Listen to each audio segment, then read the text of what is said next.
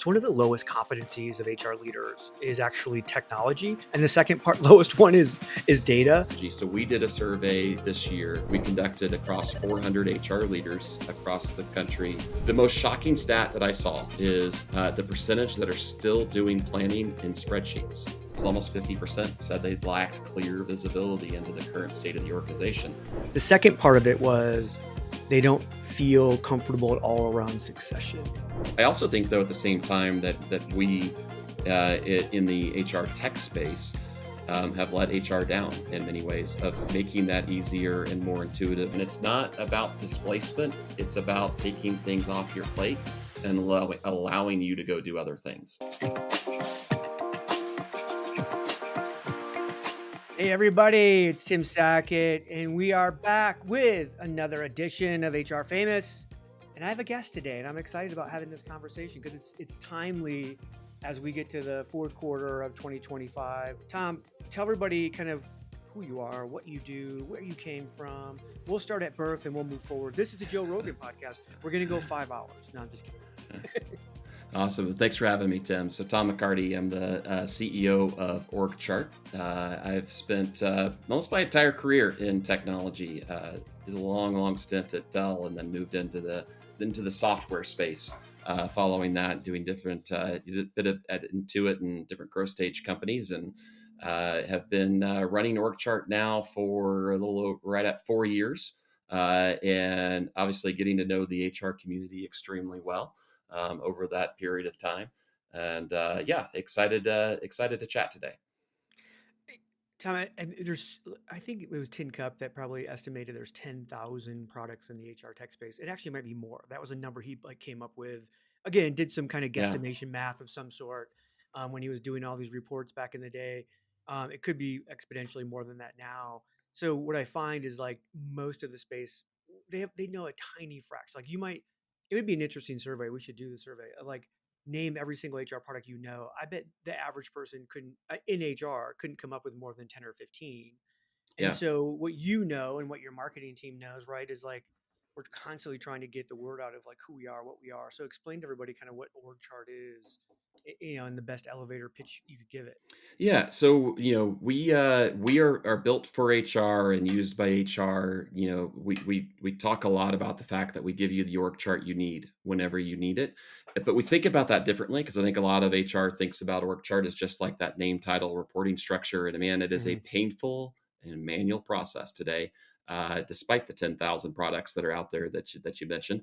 But then we say like, hey, you should actually be using this view to have better, richer conversations. So we let you bring in, so obviously we automate your visibility, but then we let you bring deeper insights so that you can have a chart that is reflective of the discussion you're leading. So maybe you're doing pay planning and you've got performance reviews and critical skill and key talent indicators and other things on the chart, allowing you to have a richer discussion. And then we also do the future vision of the organization. So we allow you to use the chart to create more informed decisions and make future changes to your organization and modeling in a more intuitive way. So we really automate those org charts, give you deeper lenses across the organization with them, and then allow you to do your workforce planning for all of your future case scenarios for the business. And the workforce modeling piece sounds so advanced. It sounds enterprise, which again, it is. I mean, you guys obviously, help enterprise organizations. How small do you think or is it the sophistication of the organization regardless of size when you start to talk about things like that? So we talk about our product across those three lenses of visibility, insights, and vision, but then we kind of layer in what we talk about as like an HR maturity model. And when I say that, I don't mean that to say like you do the work that's right for you and your organization at the time that you're in and what you need, right? And so but we generally see, obviously, as you get into very larger companies, if you get into like 1,000 and more employees, you're probably doing workforce planning. You're further on that curve of what all you need from us. But we also have customers with 100 or 150 employees who are like, no, we do planning every year and we really want to get off spreadsheets. And so it's not dependent on size, although obviously size starts to dictate it. But we definitely see smaller organizations who are getting ahead of the curve and thinking about, hey, where do I need to be a few years from now, and how do I start getting in that direction? And we're growing 10 or 15 or 20 or more percent per year, and man, how do you absorb 20 more headcount into our 100 people? Like, it's a 20% increase in your team. Like, that's a big change. You really need to be thoughtful about that. And so we do have customers of all sizes using us for everything from just org chart automation all the way to long-term planning. Yeah, it is interesting because sometimes I run into like, a company that's like 100, but they have this like massive growth that's about to happen. Could be for a lot of reasons, right? Government contract or just in a product that's exploding. In those companies, even though like the size of their team and the level and all that smaller, like they might need that tool more than a company that's matured and kind of just knows like, hey, we're running down the track the same way pretty much year after year at this point. Yeah, Well, cool. Thank you for that. And people are like, that, look, we're not doing a demo. That's not what this is. I'm a nerd for the tech. So I love to talk to founders and CEOs and people that are doing this in the space and also like yeah, introduce it to the audience. Cause I think it's important. I think the more we can get educated around what's out there, the products that are out there, we can become, better within our role. It's one of the lowest competencies of HR leaders is actually technology. And the second part lowest one is data. And so yeah, you're like, well, wait a minute. That's kind of what we help with. yeah. The you know, epicenter of it, right? So, right?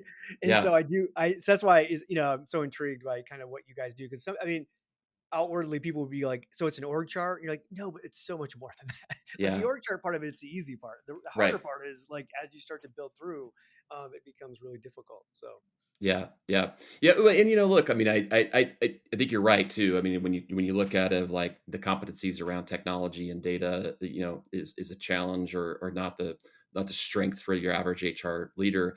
I also think, though, at the same time that we in the HR tech space have let HR down in many ways of making that easier and more intuitive for yes, them. Like yeah, like I didn't, I have friends that are in HR. I have colleagues that are in HR. They didn't get into HR to be technology experts. They didn't get into HR yeah, to be data analysts.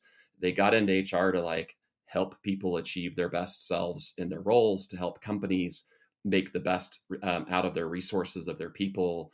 Like, their passion is people, not technology and data sets, right? I yeah. think they use those as tools, but unfortunately, I think we don't make it easy for them to use those tools sometimes, and that keeps them out of what they're great at, which is the conversations. It is the thought leadership. It is the, helping get the right people in the right places and maximizing someone's potential. Like, those are where we want to be able to empower HR to spend their time, not on how do I get more proficient at the technology? How do I get better at analyzing data sets? It's a weird leadership dynamic. You didn't get into tech leadership, I'm sure, to raise money. Yeah, You're like, oh no, I'm interested in tech and I want to build tech and I want to be a part of this. But at the end of the day, you're like, oh, as a leader, there's so much financial aspect to it. And I think as an HR person too, is like, I don't need you to know how the tech is built. I need you to be curious. I yeah, need you to be kind of like, how could this make our company better? And who else is doing what? And just be curious about it. You don't have to know what the back end is built on and all the other crap. totally. Like that's Yeah, but I think like as leaders, sometimes we have like these competencies that you go, well, that wasn't what I got into this for. And you're like, yeah, but you're here now. And if you want yeah, to be a leader and you want to be a good leader, this yeah, is yeah. an aspect of it, This right? is That you part have of to it. kind of know, right? Yeah. Yeah, yeah, for Well, sure. we want to talk about orgs of the future, especially in like coming into 2026 and in Q1, because everyone's kind of doing their planning right now.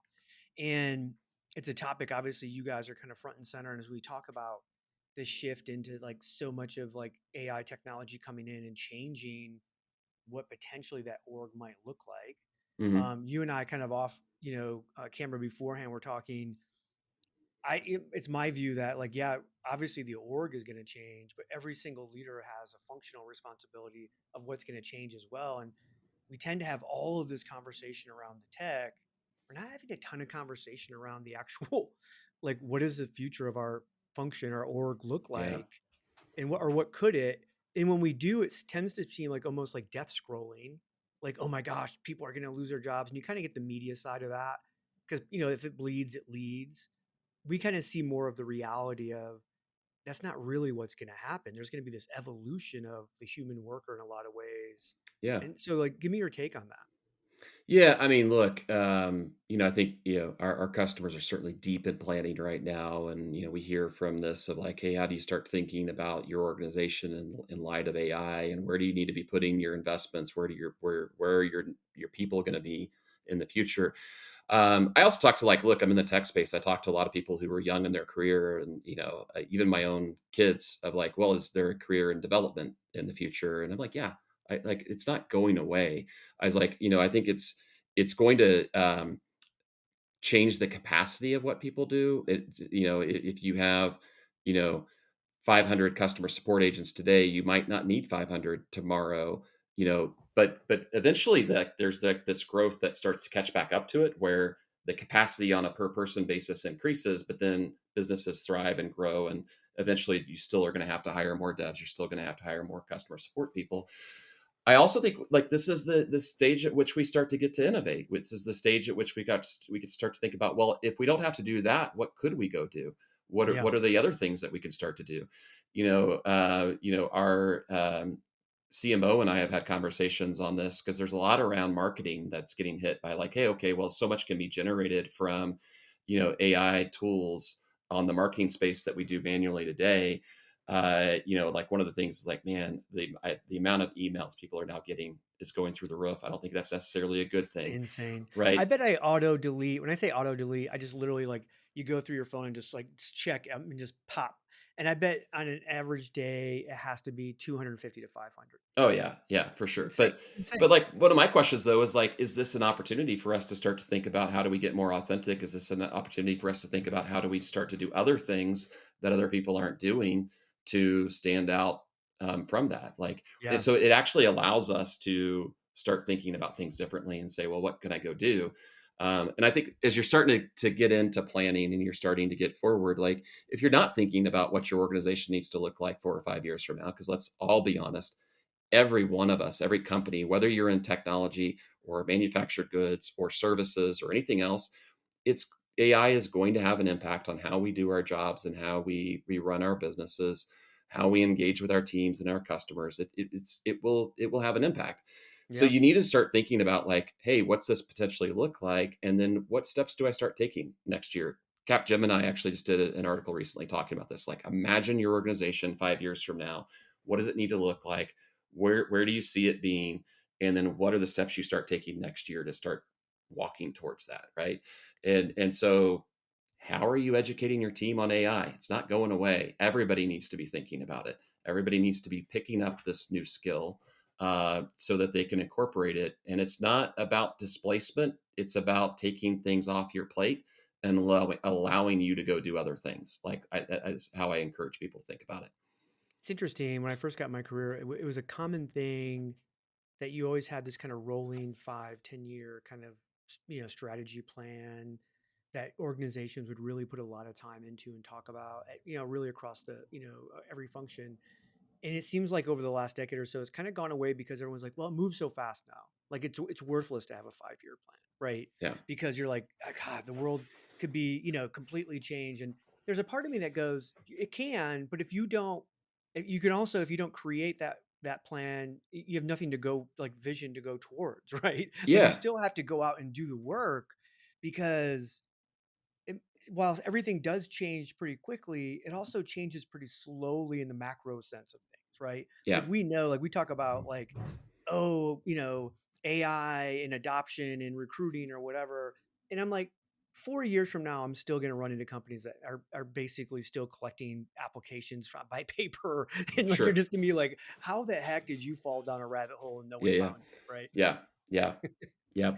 No, I think you're right. I mean, like, look, obviously things are changing faster now than they did 30 years ago or 20 years ago Yeah. or 10 years ago now, like, because we've reached this like acceleration curve that we're going to go through with AI, and it'll keep getting changing and evolving.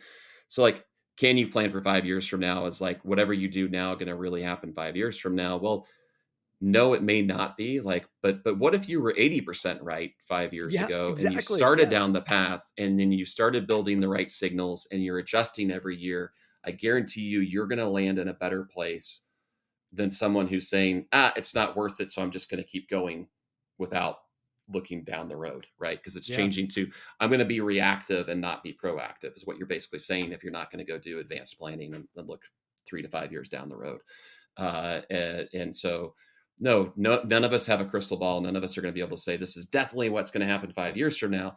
But you should start to form point of views. You should start marching towards it and adjust and pivot along the way. So in your opinion, like as you take a look at 2026, 2027, like how orgs are looking at their, their structure of their organizations, what do you like what are the things you're seeing them start to think about, talk about, maybe even do when it comes to that kind of structural component? Yeah, I mean, one of the things that is certainly just like, where do AI agents sit, and how do you kind of think about those in terms of the org, of like, how are we empowering those? How are we how are we deploying them into the organization? We're even starting to kind of have conversations about whether or not we should show them on the org chart of like, hey, we have this many headcount plus this many AI agents running, and like, how are we servicing the organization? And so I think people are starting to think in those directions. And then, what are the roles, and depending on your size of your organizations, how do I start to build that expertise into my organization? So how do I start to train my team, but also how do I start to hire that expertise into the organization, and really doing an evaluation on, do we have these skill sets today that could help bring this, expand them across our organization, and or do we need to hire them externally or supplement with them externally? And so I think you're seeing a lot of that.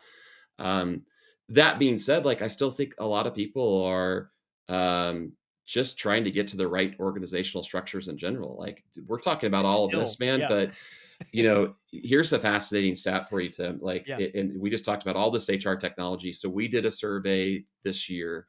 We conducted across 400 HR leaders across the country, not focusing on our clients, but just outside.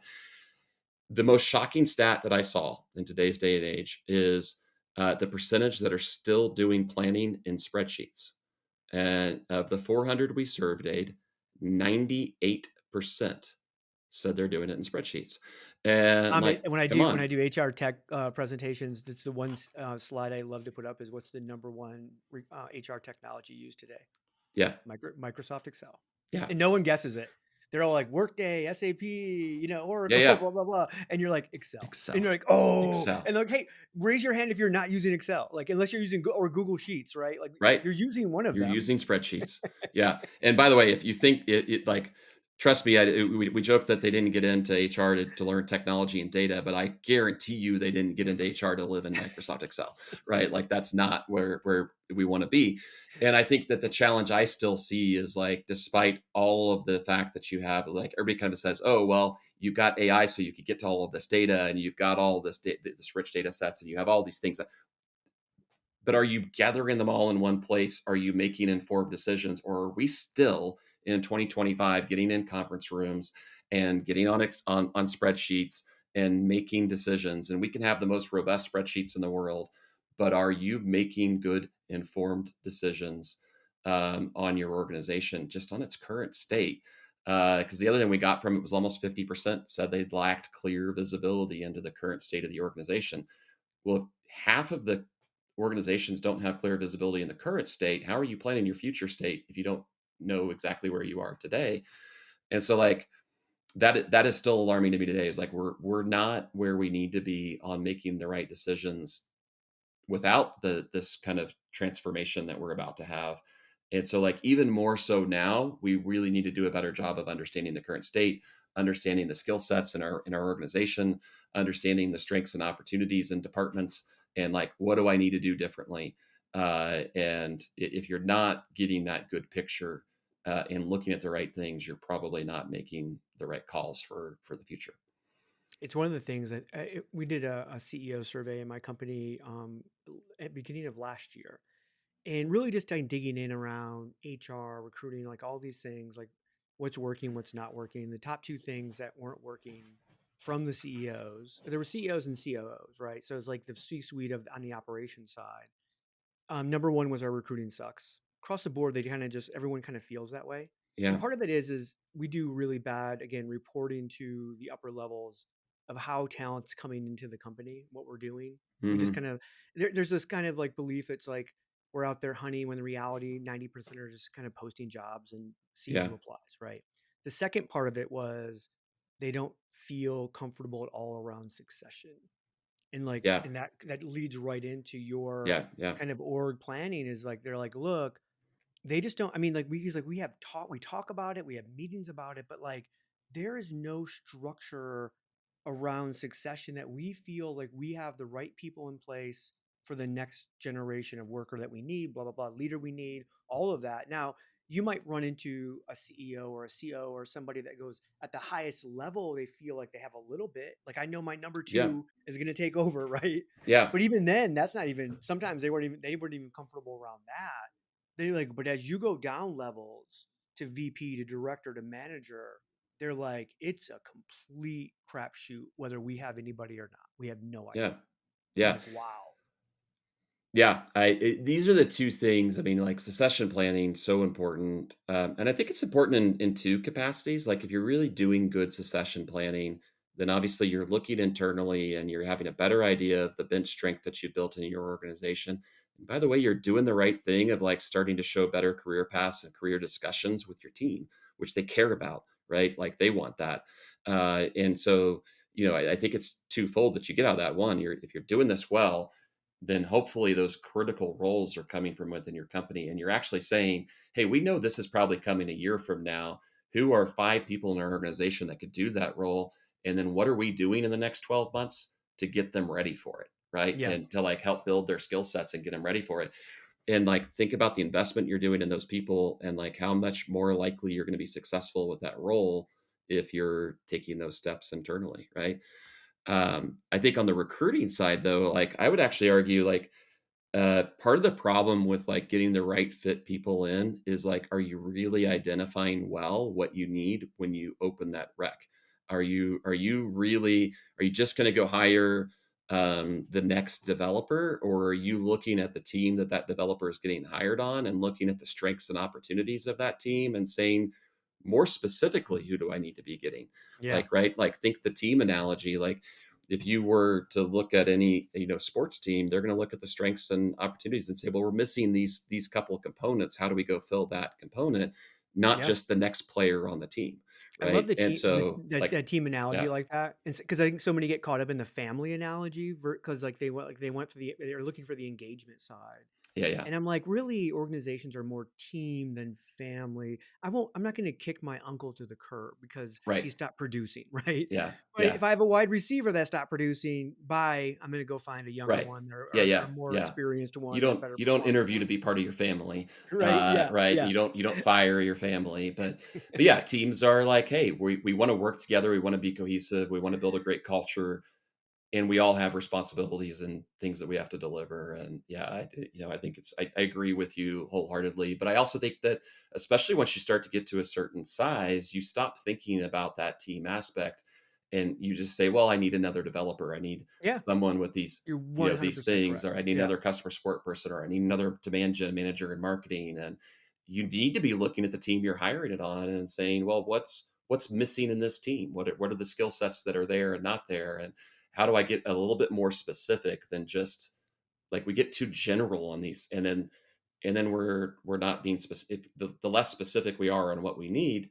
the more Yeah. likely you're going to be to hire someone that's not a great fit. Uh, there's culture fit, and then there's skill and background fit, and culture fit should be a bit more ubiquitous across the company, but the skill fit should be much more. We need to get more specific about it than we are today, and I think it's because we don't, like, when you're opening a requisition, are you actually looking at the org and the team and saying, okay, what do I need to think about when I'm really putting these other 6 people around them and saying, what's the profile that I should be looking for to really complement and round out this team well. I think if when we Yeah, look back, like over the last decade, it's going to be a failure of TA on the skills piece. I'm not a huge skills fan. I mean, in terms of like how a lot of this gets rolled out, because I don't think like if you think about you as an individual, like you're more than 25 skills or 50 skills. You could be a million skills, right? yeah, So I have to know like, well, what skills then are important to me as the org for you? It's really difficult as you go on position by position by position. That's a lot of really heavy lifting work. And then over the last decade, we've kind of walked away from the cultural thing because it got so like, and I know why we did it, right? In terms of an inclusive culture and all these things, like you were like, look, it doesn't matter like that piece of it because culture became synonymous with just hiring more of who you already had, which, Yeah, yeah, was yeah, a problem. And so they were like, no, no, no. So don't worry about anything about that. Just worry about the skill. But and I'll give you a great analogy. Like we do a bunch of defense work and we ended up hiring the software engineer and she had everything. She had all the background, all the education, all the experience. 2 weeks in, I get a call from the hiring manager, and he's like, "I have a problem." And I'm like, "What?" She's like, "She refuses to work on a project that's potentially could kill some other people." Like, you applied to come work for a defense company, like yeah, and like this is who we yeah, are, right? And yeah, you're just like, but we got so caught up in like just the skill, and you're like, no, no, no, like you have to understand who we are, what we do, and do you want to be a part of that? And if you do, amazing. If yeah. you don't, don't. Why are you coming here, Yeah, right? yeah. Yeah, and I agree. I mean, it can't be one lens only, right? Like, No, we yeah, need to be a little bit more specific, and there's skills, there's experiences, their background, there's personality, there's culture fit. But I just think we too often are not looking at what's the right fit for the team that you're putting them on. yeah, That you're hiring. You're not you're hiring for a specific in a lot of roles. You're hiring for a specific team. You already know who it's going to report to. You've kind of started to map this out, and I think you got to take a step back and look more holistically at it to understand the profile of what you're looking for to ensure a good right fit candidate to come in. So I love to ask this question to tech leaders. If an HR leader, an HR team's listening to this, and you're like, "Oh my gosh, we need to get started on this, or we need to be better at this," right? Without using your technology, what's the one thing they could do without even using your tech? Yeah, That'd I be mean, I big. think, look, I've got asked this question. I was like, well, what data should we look at? And what I would say is like, look, there's not a one size fits all for everybody, right? Because we all have different things within our business, and like, data exists, the data is out there. I started asking about like, what do you want to know? What are the things like if you kind of had a magic wand and you could say, I'd really like us all to look at these 5 or 6 things, and here's why.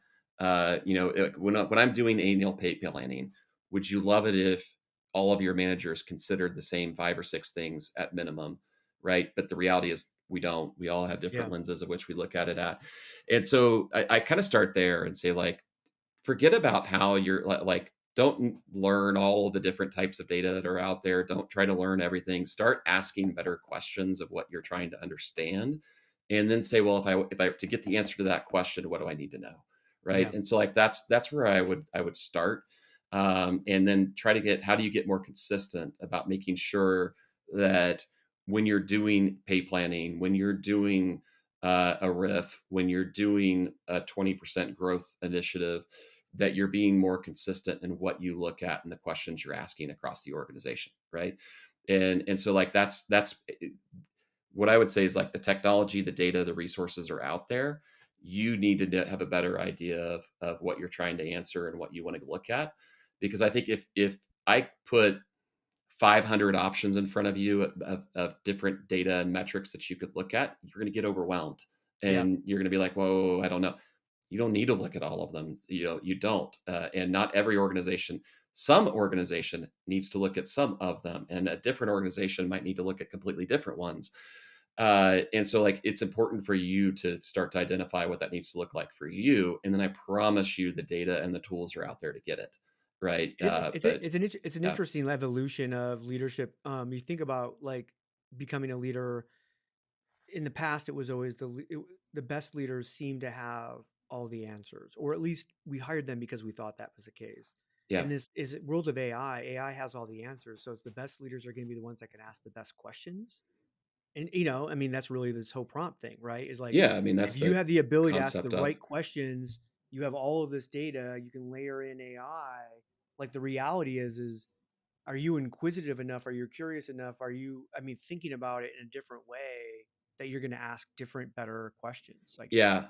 And I think I'm going to name it on like 2 sides. I think, Yeah. I think HR is going to have to be careful on that because you're not going to get all of your HR data into AI models. And there's probably some reasons why you may not want to put all of your people data into AI models.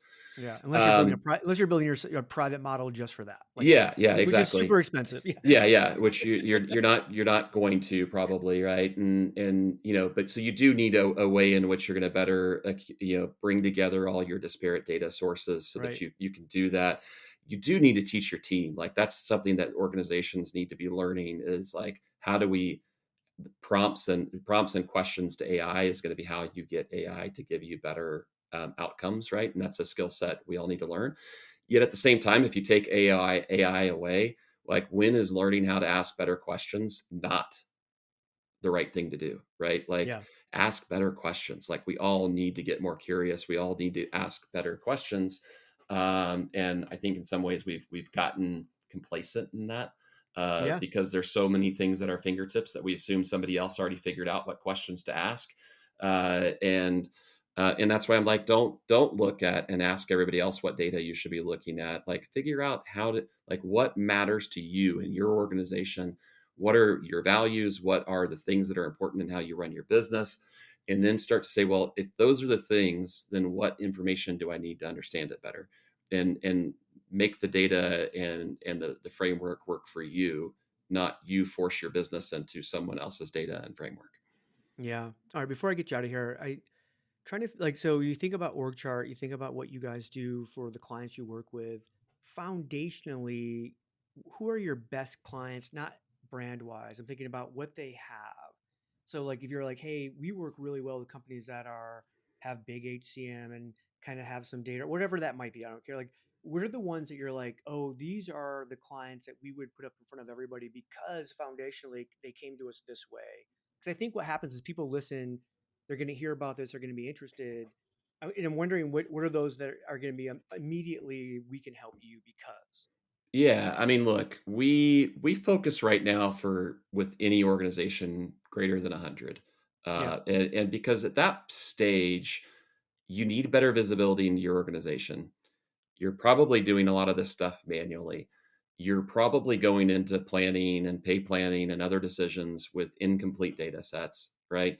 And you probably already have an HR system, so the data exists, right? And so, what I could tell you is we can help you on the journey of starting with fixing this. And our best customers, I think, go quickly beyond like, look, the first thing people come to us for is like, I am still manually creating org charts in PowerPoint and sure. Visio, Yeah. and I have to Yeah. update them every time anything happens in my And org. it's an easy button for you guys to give him, right? So It's an it's like, easy hey, yes. button. Yeah, right. We're like, cool, we'll fix that for you Yep. tomorrow. Like Yeah. done. Like now let's talk about why aren't you when you're doing, people planning conversations, why aren't you doing that by pulling up the manager and their team and seeing the right data on the org chart? You're like, well, because I'm manually doing this. I didn't even think about that. Yeah. And so like our best customers who are getting the most power out of it will have, man, they'll have 10, 15, 20 different versions of org charts saved for the conversations they're leading, right? And they're Oh, getting in that's the so they're cool. Yeah. yeah, they're Imagine going into the boardroom with those that, yeah, hey, right? what if we did this? Well, let me show you. Right. Yeah, and it's like, hey, I'm sitting here with a VP talking about org changes for next year, and we're like, okay, let's talk about your org and let's look at it at these 4 or 5 different lenses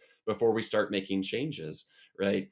And so like that's I think where we see people excel is like they start to say, wow, I can lead more powerful conversations because we're pulling all of this data in and allowing them to surface it at one time and I think that's how my goal is. I said at the beginning, I think as HR tech, we've failed in making it easy, Yeah. and I'm not saying we've solved it all, but we're trying to make this part a heck of a lot easier for HR.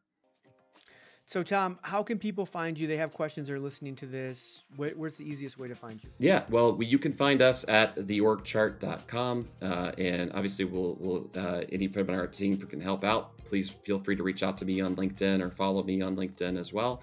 And yeah, we're around to help. Awesome. Thanks for coming on today. I appreciate it. I'm going to get us out of here. So, everybody, that's HR Famous. I'm Tim Sackett with Tom McCartney. Is McCarty Ready? from OrgChart. I'm going to get that right eventually. All good. All good. Reach out to Tom, ask him the questions. We will see you guys soon.